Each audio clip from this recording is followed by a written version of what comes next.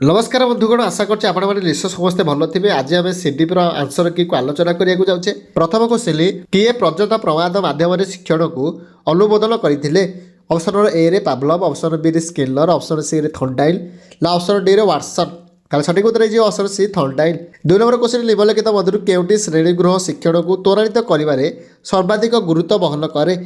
Option number A रे अत्याधिक गृह कार्य, ऑप्शन बी रे सकारात्मक पुनर्बलन, ऑप्शन सी रे कठोर श्रृंखला, ऑप्शन डी रे प्रतियोगिता। ताल सठिक उत्तर है ऑप्शन बी सकारात्मक पुनर्बलन। 3 नंबर क्वेश्चन शिक्षण सामग्री व्यवहार प्रधान उद्देश्य हेउची। ऑप्शन नंबर ए रे श्रेणीगृह को सजाइबा, ऑप्शन बी रे शिक्षकर स्थान नेबा, ऑप्शन सी रे शिक्षार्थी मानकर स्मृति शक्ति परीक्षा करिबा, ऑप्शन डी रे शिक्षण प्रक्रिया को सहायक देबा। ताल सठिक उत्तर है ऑप्शन डी शिक्षण प्रक्रिया को सहायता देबा। 4 नंबर क्वेश्चन चार्ट मानचित्र और मॉडल गुड़िक हेउची डैशर उदाहरण। ऑप्शन ए रे श्राव्य उपकरण, ऑप्शन बी रे दृश्य उपकरण, ऑप्शन सी रे दृश्य श्राव्य उपकरण, ऑप्शन डी रे कार्य उपकरण। ताल सठिक उत्तर है ऑप्शन बी दृश्य उपकरण। 5 नंबर क्वेश्चन निम्नलिखित केउ परिस्थिति रे सहपाठी सहायता फलप्रद होइथाय।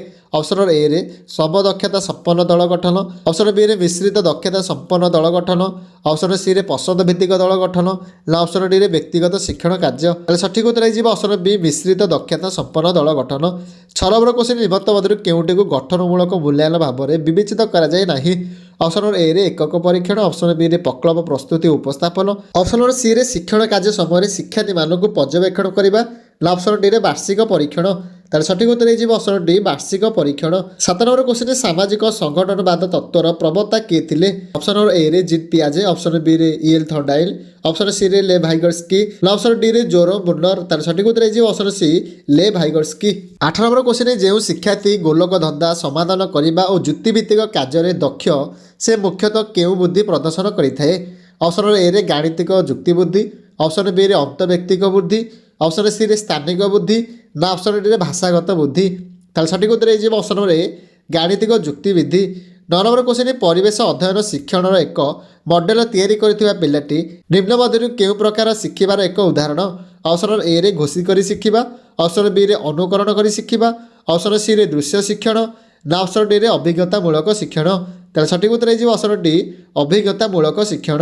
10 नंबर क्वेश्चन शिक्षार्थी मानक मध्य सृजनशील चिंतन को किपरि उत्साहित करा जाई पारे। 10 नंबर क्वेश्चन शिक्षार्थी मानक मध्य सृजनशीलता चिंतन को किपरि उत्साहित करा जाई पारे। ऑप्शन ए रे मुखस्थ करी मन रखिबा, ऑप्शन बी रे मुक्त उत्तरमूलक कार्य प्रदान करिबा द्वारा, ऑप्शन सी रे केवल गोटे प्रश्नर गोटे उत्तर को गुरुत्व देबा द्वारा, ऑप्शन डी रे आविष्कार अनुसंधान सीमित रखिबा द्वारा। ताले सठिक उत्तर है ऑप्शन बी मुक्त उत्तरमूलक कार्य प्रतिपादन करने द्वारा। 11 नंबर क्वेश्चन सर्वोत्तम भाव शिक्षण को किभली संज्ञाकृत करिहेब।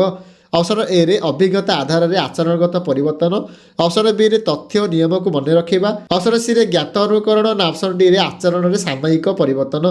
तार सठिक उत्तर है ऑप्शन ए अभिज्ञता आधार में आचरणगत परिवर्तन। 12 नंबर क्वेश्चन पिलामानक शिक्षण को प्रोत्साहित करने सबुठारु प्रभावशाली उपायटी कौन।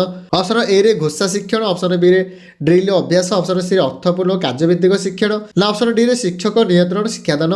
तार सठिक उत्तर है ऑप्शन सी अर्थपूर्ण कार्यभित्तिक शिक्षण। 13 नंबर क्वेश्चन निम्नलिखित शिक्षा प्रणाली गुड़िक मध्य केउटी शिक्षक केन्द्रिक पथा सह सबुठारु अधिक संपर्कित। ऑप्शन ए रे आलोचना पद्धति, ऑप्शन बी रे व्याख्यान पद्धति, ऑप्शन सी रे प्रकल्प पद्धति, ऑप्शन डी रे क्रीड़ा पद्धति। तार सठिक उत्तर है ऑप्शन बी व्याख्यान पद्धति। 14 नंबर क्वेश्चन शिक्षण में व्यक्तिगत प्रभेद होबार कारण हेउची डैश। ऑप्शन ए रे वंशानुगुण परिवेश, ऑप्शन बी रे लिंग भित्तिक प्रभाव, ऑप्शन सी रे केवल बयसर प्रभाव, ऑप्शन डी रे केवल विद्यालय परिवेशर प्रभाव। तार सठिक उत्तर है ऑप्शन ए वंशानुगुण परिवेश। 15 नंबर क्वेश्चन शिक्षण शिक्षादान सामग्री शिक्षार्थी मानक किपरि सहायता करे।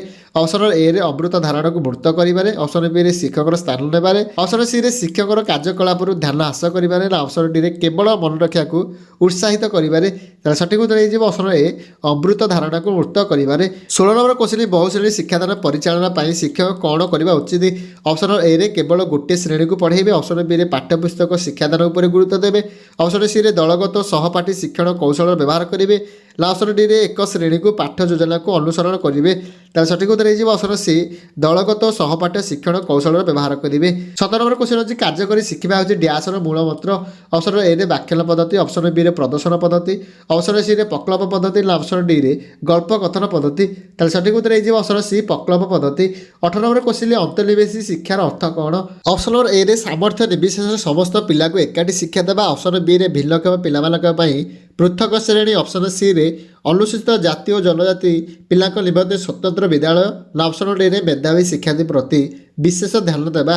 ତାହେଲେ ସଠିକ୍ ଉତ୍ତର ହେଇଯିବ ଅପସନ୍ ଏ ସାମର୍ଥ୍ୟ ନିର୍ବିଶେଷରେ ସମସ୍ତ ପିଲାକୁ ଏକାଠି ଶିକ୍ଷା ଦେବା। 19 ନମ୍ବର କୋଶ୍ଚିନ୍ ବ୍ୟବସ୍ଥାର ମୂଲ୍ୟାୟନର ପ୍ରଧାନ ଉଦ୍ଦେଶ୍ୟ ଅପସନ୍ ଏରେ ବର୍ଷ ଶେଷରେ ସମସ୍ତ ଉପଲବ୍ଧିକୁ ମାପିବା। ଅପସନ୍ ବିରେ ଶିକ୍ଷଣ ଅସୁବିଧାର କାରଣ ଚିହ୍ନଟ କରିବା।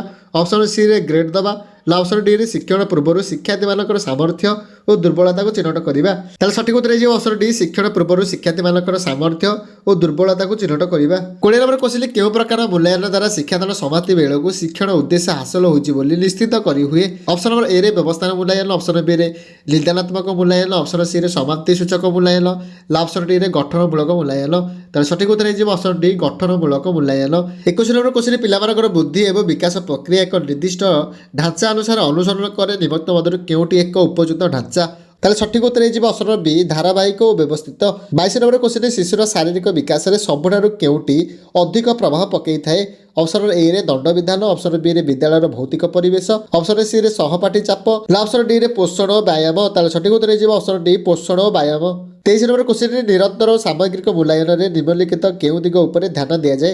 ଅପସନ୍ ଏରେ ଶୈକ୍ଷିକ ଓ ସହଶୈକ୍ଷିକ ଦିଗର ମୂଲ୍ୟାୟନ, ଅପସନ୍ ବିରେ କେବଳ ବାର୍ଷିକ ପରୀକ୍ଷଣ କରିବା, ଅପସନ୍ ସିରେ କେବଳ ସହଶୈକ୍ଷିକ ଦିଗର ମୂଲ୍ୟାୟନ ନା ଅପସନ୍ ଡିରେ ନମ୍ବର ବଦଳରେ ଗ୍ରେଡ୍ ଦେବା। ତାହେଲେ ସଠିକ୍ ଉତ୍ତର ହେଇଯିବ ଅପସନ୍ ଏ ଶୈକ୍ଷିକ ଓ ସହଶୈକ୍ଷିକ ଦିଗରେ ମୂଲ୍ୟାୟନ। 24 ନମ୍ବର କୋଶ୍ଚିନ୍ ଗଠନମୂଳକ ମୂଲ୍ୟାୟନ କେତେବେଳେ କରାଯାଇଥାଏ। ଅପସନ୍ ଏରେ ଗୋଟିଏ ପାଠ୍ୟକ୍ରମର ଶିକ୍ଷାଦାନ ପରେ, ଅପସନ୍ ବିରେ ଶିକ୍ଷାବର୍ଷର ଶେଷରେ, ଅପସନ୍ ସିରେ ଶିକ୍ଷାବର୍ଷର ଆରମ୍ଭରୁ ନା ଅପସନ୍ ଡିରେ ଶିକ୍ଷଣ ପ୍ରକ୍ରିୟା ଚାଲିଥିବା ସମୟରେ। ତାହେଲେ ସଠିକ୍ ଉତ୍ତର ହେଇଯିବ ଅପସନ୍ ଡି ଶିକ୍ଷଣ ପ୍ରକ୍ରିୟା ଚାଲିଥିବା ସମୟରେ। 25 ନମ୍ବର କୋଶ୍ଚିନ୍ ପିତାମାତାଙ୍କ ସହ ମାନ ନିର୍ଦ୍ଧାରଣର ଫଳାଫଳକୁ ଆଲୋଚନା କରିବାର ଉଦ୍ଦେଶ୍ୟ। ଅପସନ୍ ଏରେ ଗୃହ କାର୍ଯ୍ୟ ସମ୍ପାଦନ କରିବାରେ ଶିକ୍ଷାର୍ଥୀମାନଙ୍କୁ ସହାୟକ ହେବା, ଅପସନ୍ ବିରେ ଶିକ୍ଷାର୍ଥୀମାନଙ୍କର ଦୋଷ ଦୁର୍ବଳତାକୁ ପିତାମାତାଙ୍କୁ ଜଣାଇବା, ଅପସନ୍ ସିରେ ଶିକ୍ଷାର୍ଥୀ ପାଇଁ ଉଦ୍ଦିଷ୍ଟ କାର୍ଯ୍ୟକ୍ରମରେ ସହଭାଗିତା ବଢ଼ାଇବା ନା ଅପସନ୍ ଡିରେ ଶିକ୍ଷକଙ୍କଠାରୁ ପିତାମାତାଙ୍କର ଦାୟିତ୍ୱକୁ ହସ୍ତାନ୍ତର କରିବା। ତାହେଲେ ସଠିକ୍ ଉତ୍ତର ହେଇଯିବ ଅପସନ୍ ସି ଶିକ୍ଷାର୍ଥୀ ପାଇଁ ଉଦ୍ଦିଷ୍ଟ କାର୍ଯ୍ୟକ୍ରମରେ ସହଭାଗିତା ବଢ଼ାଇବା।